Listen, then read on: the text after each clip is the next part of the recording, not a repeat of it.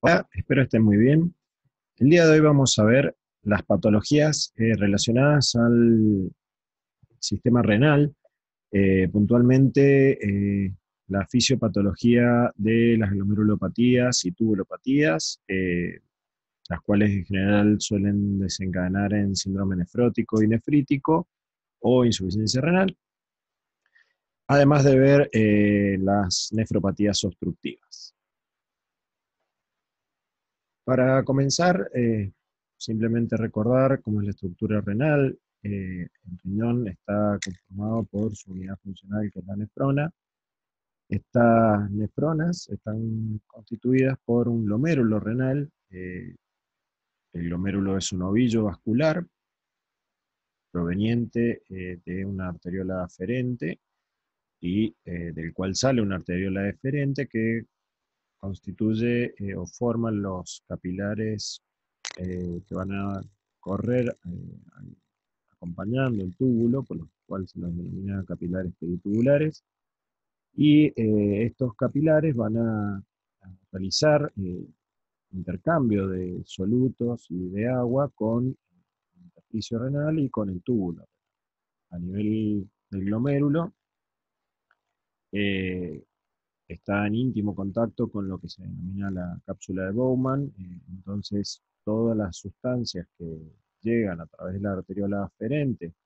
e ingresan en este capilar glomerular van a producir a través de un intercambio, o mejor dicho, una ultrafiltración que se produce hacia la cápsula de Bowman, van a ir constituyendo lo que va a dar origen al, a la orina, ¿sí? La cual obviamente que va a sufrir una serie de cambios cuando este contenido vaya a pasar de este espacio eh, de la cápsula de Bowman hacia lo que va a ser el túbulo renal, ¿sí? Que es esta estructura que se grafica aquí, conformado por el túbulo proximal, el asa de Henle y la nefrona distal, que va a terminar desembocando en los túbulos colectores, que van a terminar dando origen a los cálices y pelvis renal y a los uréteres, que llevarán la orina hasta la vejiga y de la vejiga a través de la uretra hacia el exterior. Entonces, las patologías que vamos a ver van a estar relacionadas al funcionamiento del glomérulo, al funcionamiento del túbulo, a cuando se produce el fallo en el funcionamiento general de todo el riñón, y además cuando se produce la obstrucción dentro de esta vía urinaria, en general a través de un cálculo que se origina en el interior del riñón y que puede obstruir el uréter o migrar y ocluir distintas alturas, por decirlo de alguna manera, del sistema urinario.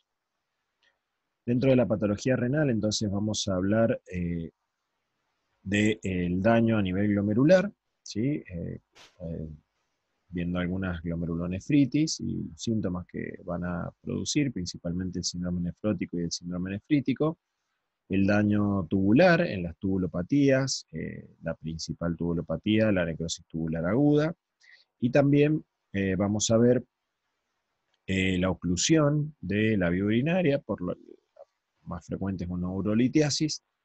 que van a terminar produciendo una alteración en la función renal con distintos signos y síntomas, ¿sí? Que van a originar distintos síndromes como el nefrótico y el nefrítico, o también pudiendo llegar a un extremo con una insuficiencia renal, tanto que puede ser aguda como crónica. Recordar también que el riñón, como se va a encargar del metabolismo hidrosalino y del intercambio de electrolitos, eh, que tienen que ser eliminados por la orina o también recuperados a partir de este filtrado glomerular, va a ser muy importante su acción y cada vez que se altere se va a producir o la pérdida excesiva de sustancias o la acumulación de otras que se deberían eliminar dentro del sistema circulatorio. Además, se puede ver algunos otros fenómenos patológicos asociados, como por ejemplo la disminución de la síntesis de eritropoyetina, hormona que participa en la síntesis de glóbulos rojos. Entonces, muchas veces se puede ver asociada a una patología renal, una anemia, de origen principalmente por falta de síntesis de glóbulos rojos, mientras que también se pueden ver otros problemas como hipertensión arterial, alteraciones en el metabolismo fosfocálcico con disminución de la mineralización ósea y demás. En cuanto a las glomerulopatías, lo que podemos decir es que se va a producir por una afectación a nivel del glomérulo y principalmente a nivel de la barrera de filtración glomerular, es decir, esta zona de intercambio que se va a producir entre el capilar, que va a llevar la sangre hasta el riñón, y el espacio de filtración, o cápsula de Bowman, que es donde se debe volcar el contenido para dar origen a la formación de la orina. Entonces, una alteración puede ser que haya una inflamación a nivel glomerular con afectación de la membrana y formación o engrosamiento de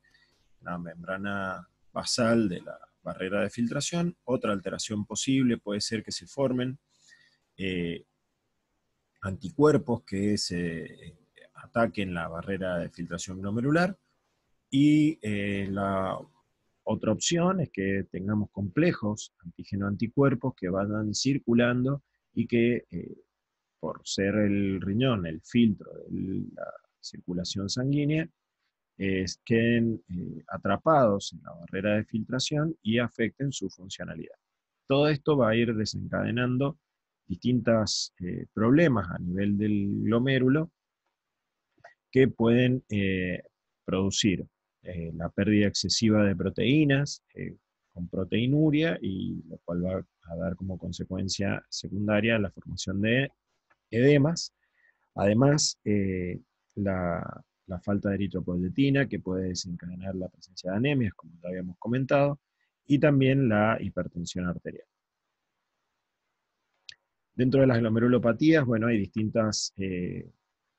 afectaciones del glomérulo, y todas estas se clasifican de acuerdo a los cambios histopatológicos, es decir, a la anatomía patológica que presentan estos glomérulos, y todos ellos, como se ven en esta lista, tienen distintas patogénesis. No es necesario que recuerden todas ellas, simplemente recordar que algunas, como por ejemplo la glomerulonefritis a cambios mínimos, no hay un daño evidenciable a nivel del glomérulo, simplemente una pérdida de cargas negativas, lo cual va a terminar originando un síndrome nefrótico por la excesiva pérdida de proteínas a nivel del glomérulo renal, mientras que otras, como por ejemplo las glomerulonefritis endocapilares o la glomerulonefritis postestreptocóxica, van a terminar originando un síndrome nefrítico porque, además de filtrarse en exceso las proteínas, no es que haya una pérdida de cargas únicamente, sino que aquí ya sí hay un daño de la barrera de filtración, y vamos a tener pérdida no solo de proteínas, sino también de glóbulos rojos y otros elementos formes de mayor tamaño que estén presentes en la sangre. Entonces, el síndrome nefrótico se define como la presencia de proteinuria mayor a 3,5 gramos en 24 horas para un adulto, o 40 miligramos por hora para un niño, con presencia de hipoalbuminemia, edemas e hiperlipidemia. Vamos a conversar un poco de los mecanismos que originan esto. Se va a producir por una alteración en la permeabilidad de la barrera de filtración glomerular, tanto estructural como funcional, hecho que permite el paso de proteínas plasmáticas y su pérdida en la orina, pero sin haber un daño muy marcado a nivel glomerular, como sí va a pasar en el síndrome nefrítico. Entonces, bueno, como se puede ver en esta tabla, hay distintas enfermedades, tanto primarias como secundarias, que pueden ocasionar un síndrome nefrótico, es decir, que el síndrome nefrótico no es característico de una sola enfermedad, sino, como su nombre lo indica, un conjunto de signos y síntomas que, por la particularidad de la afectación del glomérulo, tienen como común denominador esto de presentar la hiperalbuminuria, hipoalbuminemia, los edemas generalizados y la hiperlipidemia. ¿Cómo se produce esto? Bueno, la pérdida de cargas a nivel de la barrera de filtración hace que no se repelan las cargas negativas, como por ejemplo aquellas moléculas que las tienen en circulación, como las proteínas. Entonces, estas van a atravesar la barrera de filtración porque tienen el tamaño suficiente para hacerlo, y se va a generar una proteinuria. La pérdida de proteínas hace que se produzca una hipoproteinemia, con lo cual disminuye la presión oncótica en el sistema vascular, entonces el líquido tiende a escapar de los vasos y ocupar el espacio intersticial. Entonces vamos a tener edemas generalizados o anasarca en pacientes con síndrome nefrótico, y además de esto se van a desencadenar mecanismos para compensar la salida de líquido desde los vasos hacia el intersticio,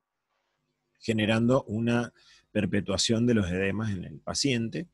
mientras que también las pérdidas de lipoproteína lipasa y el aumento de la síntesis de lipoproteínas, porque el hígado sensa que hay disminución de las proteínas circulantes, terminan causando una hiperlipidemia y también lipiduria, ya que los lípidos van a aparecer en la orina.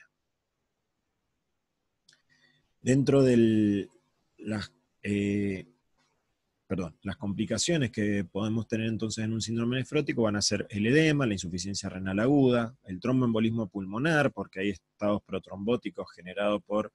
la pérdida de factores de coagulación dentro de esta gran pérdida que se produce en la orina. Hay mayor propensión a infecciones porque también se pierden inmunoglobulinas que circulan en la sangre, hay tubulopatías,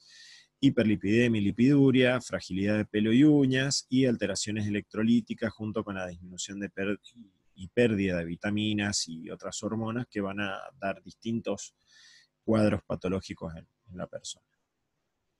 Entonces ahora sí, en esta gráfica simplemente marcar que lo más importante de este cuadro va a ser el edema generalizado o anasarca, la hipoaluminemia, la hipercolesterolemia, hipertrigliceridemia, todo asociado al primer problema que tiene en esta patología, que es la disfunción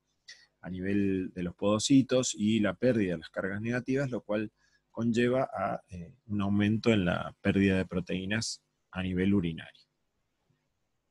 ¿Qué diferencia hay entre el síndrome nefrótico y el nefrítico? Bueno, el nefrítico también es una alteración glomerular que tiene una reducción del filtrado glomerular. En cambio, el nefrótico no tiene una reducción del filtrado glomerular, sino que inclusive este puede llegar a estar hasta aumentado, y tiene una incapacidad para retener células y proteínas en los capilares glomerulares porque hay un daño, ¿sí? Esta barrera de filtración que está graficada acá se encuentra dañada, entonces se pierden glóbulos rojos en la orina, entonces vamos a tener hematuria, edemas también, pero ahora es por la retención de agua y sodio que se produce, disminución del volumen urinario, ¿sí? o oliguria.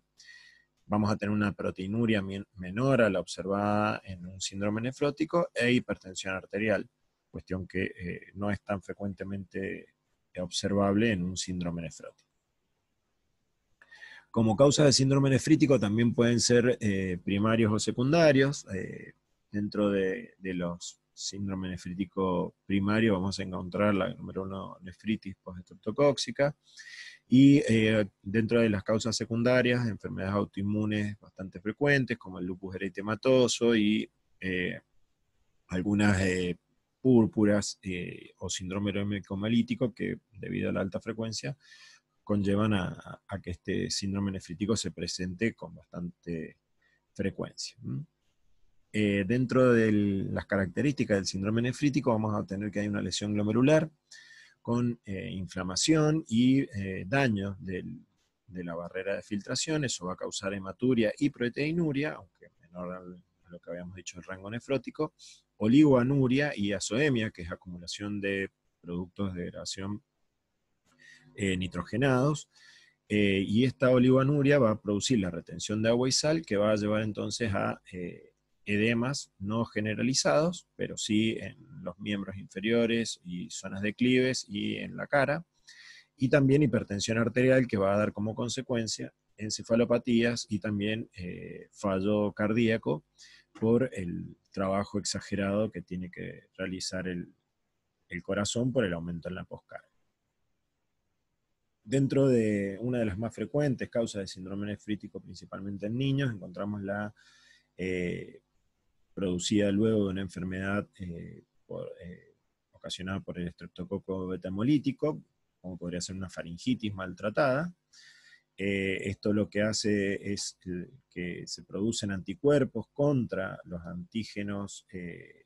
en este caso es el estreptococo, y estos inmunocomplejos van a circular y van a ir a depositarse en los capilares glomerulares, produciendo la reacción inflamatoria y el daño. Entonces producen la oligonuria a causa de la disminución de la filtración glomerular, disminuye la excreción urinaria de sodio, lo cual produce que junto a la estimulación de la sobrecarga de volumen tenga una mayor aparición, de hipertensión arterial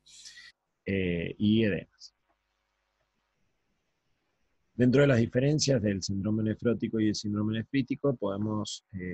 decir entonces que el síndrome nefrótico va a tener edemas más generalizados, mientras que el síndrome nefrítico los edemas no son tan generalizados y sí tienen hipertensión arterial, que no tiene el síndrome nefrótico. Hipoalbuminemia muy marcada va a tener el síndrome nefrótico, mientras que el síndrome nefrítico va a tener azoemia, aumento de los productos nitrogenados en sangre, va a tener una proteinuria marcada el síndrome nefrótico, mientras que la proteinuria en el nefrítico va a ser menor, y el nefrítico además tiene oliguria, que no suele presentar la persona con síndrome nefrótico.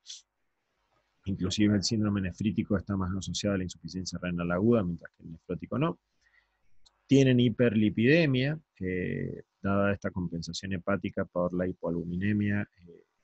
ocasionada por el hígado, mientras que en el paciente con síndrome nefrítico eso no ocurre, y sí tiene hematuria, dado el daño de la barrera de filtración, y la proteinuria va a ser variable para el caso del síndrome nefrítico. Las causas no son las mismas, y sí tener en cuenta entonces que a nivel del riñón o a nivel del glomérulo va a haber más inflamación en el glomérulo para el síndrome nefrótico y más daño para lo que es el síndrome nefrítico, principalmente por los depósitos de anticuerpos en la membrana o la formación de inmunocomplejos que se terminan depositando en la membrana y causando el daño. Esta gráfica lo que quiere mostrar es que, bueno, el daño en la barrera de filtración sería el primer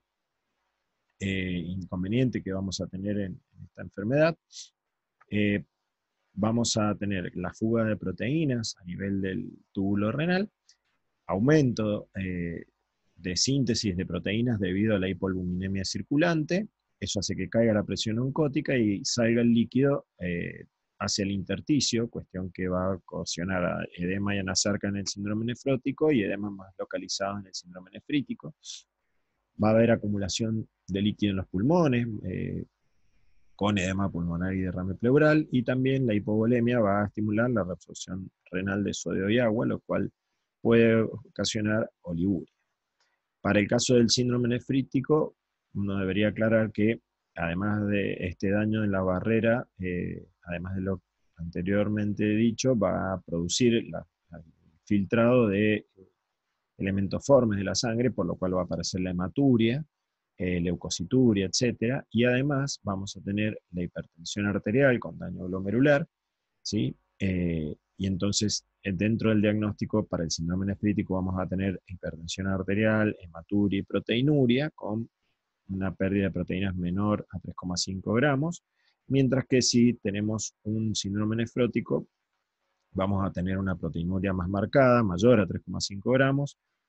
disminución de la antitrombina circulante, hipercoagulabilidad, hipercolesterolemia, hipertrigliceridemia, lipiduria, y entonces los mecanismos de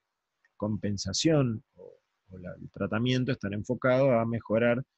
el trastorno de coagulación, la reducción del colesterol y las grasas, y también el uso de diuréticos y la reducción de la ingesta de sodio como para compensar los mecanismos fisiopatológicos que acabamos de comentar. En cuanto a las tubulopatías, podemos decir que la nefrona puede afectarse, como vimos, el glomérulo, pero también la función tubular. Lo que tiene es que el túbulo tiene mayor capacidad de regeneración, pero si la afectación a nivel tubular se mantiene en el tiempo, por ejemplo, a través del uso de alguna sustancia nefrotóxica, como algún fármaco que produzca la muerte celular a nivel tubular, o se produce un daño isquémico prolongado, bueno, la capacidad de regenerar a nivel de las células tubulares no va a ser tan eficiente como para recuperar el daño y vamos a tener una insuficiencia renal aguda probablemente. Estas tubulopatías suelen tener como complicaciones la presencia de infecciones o hemorragias, desequilibrios hidroelectrolíticos, ya que el túbulo es el principal lugar donde se va a producir los intercambios de iones que se deben eliminar por la orina y también los que se deben reabsorber que hayan sido filtrados a nivel glomerular. Los signos y síntomas que vamos a tener van a ser la presencia de un síndrome urémico, con oliguria también, puede haber un estado confusional, de alteración de la conciencia, hipercalcemia, hipercalemia, insuficiencia cardíaca y pericarditis urémica, edema pulmonar, anemia, anorexia y también la presencia de vómitos cuando haya algún trastorno a nivel del sistema nervioso central. En cuanto a la nefropatía obstructiva, lo que podemos decir es que es una patología bastante frecuente, principalmente asociada a hábitos alimenticios, ya que requiere de algún factor predisponente para la formación del cálculo y también la baja ingesta de agua, lo cual va a hacer que este exceso de sales pueda depositarse. Entonces los cálculos pueden ser de tipo cálcico, cuando su principal contenido es el calcio, también pueden ser cálculos de ácido úrico, secundarios principalmente hiperuricemias por dietas altas en carnes o también por alteraciones enzimáticas, o otros cálculos que también pueden formarse, como los de Struvita, que están generalmente relacionados a infecciones urinarias a repetición. Dentro de lo que es la formación del cálculo, tenemos distintas etapas. Primero es necesaria una cristalización, es decir, que hay un aumento en la concentración de alguna sustancia que pueda precipitar. Estos pueden ser cistatinas, xantinas, ácido úrico, oxalato de calcio, ¿sí? Algunos fosfatos o sales de fosfato que van a poder depositarse a nivel del riñón y van a permitir la nucleación, que es que una vez que se depositen los cristales, porque estén muy acumulados, puedan agruparse y crecer sobre un núcleo. Luego se produce la agregación, es decir, que se pueden confluir estos cristales o estos núcleos en una sola piedra, y este cálculo lo que va a hacer es migrar desde la zona donde se haya formado, principalmente suele ser cálices y pelvis renal, hacia los uréteres, donde por ser un tubo más angosto los va a terminar ocluyendo. Esto va a producir principalmente por dilatación el tipo de dolor cólico que siempre tienen las vísceras huecas cuando son dilatadas, y síntomas vasovagales como la sudoración excesiva, la caída de la presión arterial y demás. Entonces, estos cálculos renales se van a manifestar por dolor, fiebre, hematuria o anuria, y lo fundamental va a ser tener en cuenta las complicaciones que pueden tener, que puede ser deshidratación, hipertensión arterial o la generación de una glomerulonefritis secundaria, y siempre el tratamiento va a estar relacionado a la ingesta de líquidos para tratar de eliminar la piedra, y si no, algunos medicamentos úricos o la utilización de litotricia para romper estos cálculos, y si no es posible, hay que hacer una cirugía de urgencia. Bueno, esto es simplemente también un esquema mental como para ver toda la patogenia relacionada a la formación de los cálculos y sus complicaciones, que es lo que hemos comentado. Y vamos a pasar ahora a dos tipos de fallo a nivel renal más generalizado, que son la insuficiencia renal aguda y la insuficiencia renal crónica. La insuficiencia renal aguda es un síndrome secundario a múltiples patologías que se caracteriza por la disminución rápida del filtrado glomerular, lo cual va a ocasionar que se retengan productos de desecho, principalmente nitrogenados, que van a producir alteraciones de nivel de conciencia y también alteraciones del equilibrio de distintos electrolitos que deben ser regulados, como ya hemos comentado, a nivel del riñón, y también lo que incluye también un desbalance a nivel de protones y bicarbonato con la tendencia a una acidosis metabólica. Esta oliguria, que es una diuresis menor a 500 mililitros al día, puede aparecer hasta en el 50% de los casos y eh, va a definir una de las etapas de la insuficiencia renal aguda. La insuficiencia renal aguda la podemos dividir como prerrenal, renal o intrínseca y posrenal, dependiendo del origen del por qué se haya vuelto insuficiente el riñón en producir su función. La insuficiencia renal prerrenal en general está ocasionada por un fallo a nivel del flujo circulatorio que tiene que llegar al riñón, y esa falta de irrigación produce, como habíamos dicho, por ejemplo, una necrosis tubular aguda, y eso puede desencadenar una insuficiencia renal aguda. Otro problema que podemos tener es un problema renal intrínseco, el cual puede ser por una falla, como habíamos visto, a nivel glomerular o también a nivel tubular, por el uso de alguna sustancia que sea nefrotóxica, eh, en lo cual el fallo va a estar intrínsecamente relacionado a un problema en el riñón, mientras que la insuficiencia renal aguda postrenal se relaciona principalmente a la obstrucción de la vía urinaria con el aumento de la presión retrógrado, que va a terminar haciendo que estos riñones sean insuficientes. Esta insuficiencia renal aguda suele tener tres fases: una fase denominada oligúrica, una fase denominada poliúrica y una fase de recuperación. La fase oligúrica se caracteriza por la pérdida de fabricación de orina, la pérdida de la capacidad del riñón para fabricar la orina. Entonces hay un periodo que puede ser variable, en el cual hay una disminución muy marcada del volumen de orina con la acumulación pertinente de las sustancias que se deberían eliminar. Ahí puede haber un estado de hiperhidratación, hiperpotasemia y una pielonefritis ascendente, dado que no va a estar presente el mecanismo de barrido que protege a todo lo que es la mucosa de la vía urinaria del ascenso de gérmenes desde el exterior o desde la uretra. Luego de esto viene una fase poliúrica, en la cual empiezan a recuperarse los mecanismos que han sido afectados, y se empieza de a poco a recuperar el, el, la funcionalidad renal a partir de comenzar a recuperar el filtrado glomerular. Pero como la reabsorción aún todavía no se mantiene adecuadamente, se pierde mayor volumen de orina de lo esperado. Entonces ahí podemos pasar a un estado de deshidratación, perdón, y de hipopotasemia, ya que se pierde mayor cantidad de agua y solutos de lo que sería esperado por fallas en la capacidad de reabsorber contenidos que están dentro del túbulo por parte del riñón. Y luego ya sí viene la fase de recuperación, donde se normaliza el filtrado glomerular y la capacidad de reabsorción de solutos y agua a nivel tubular, y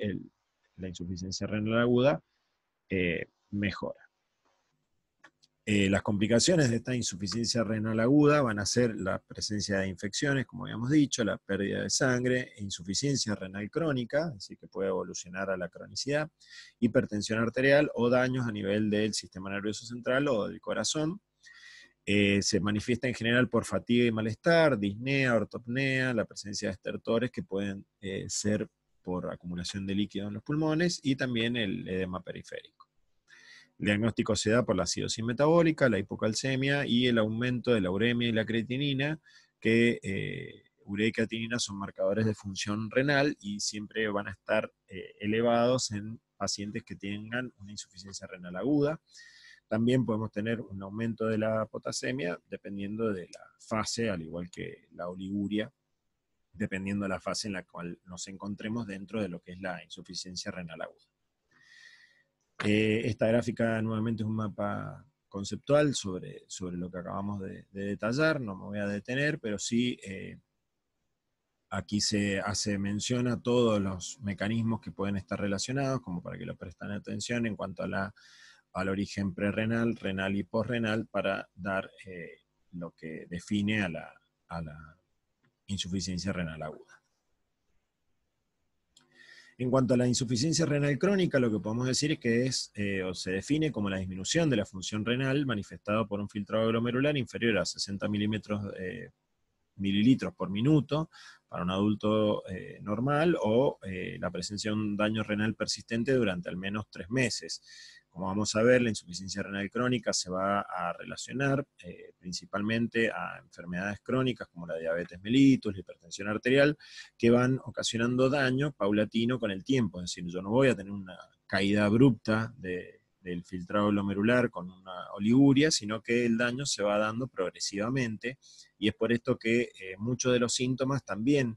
van a ser de presentación crónica, como lo que puede ocurrir en cuanto a la anorexia, la presencia de gastritis, náuseas, vómitos, fetor urémico, que es aliento de características por la presencia de la urea elevada,